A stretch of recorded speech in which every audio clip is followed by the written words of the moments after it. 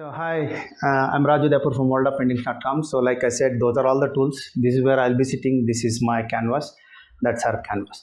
Very simple. Main thing is the challenging that I would say is for anyone, even most of them you can, there are so many elements in a landscape that you can actually find it very difficult unless and until you practice that particular technique.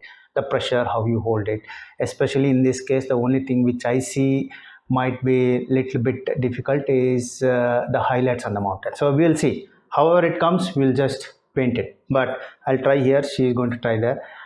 Now watch this entire lesson. Enjoy yourself, and let's get started. So today is actually going to be a special one because, like I'd mentioned many times, I've done Bob Ross inspired paintings, and then I've never shown, I've never recorded Bob Ross painting. Many of them actually I've given as gift, many of them.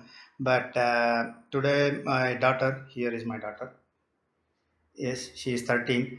So I want her to give it a go with a simple Bob Ross landscape. So I have taken 12 by 16, 12 by 16, not 18 by 24. So 12 by 16. So I'm going to paint here and she is going to paint on that easel.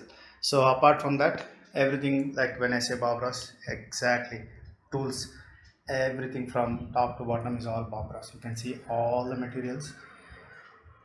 These are the materials that I think 15-18 years, so it's very long time, so it's not like 5-6 years.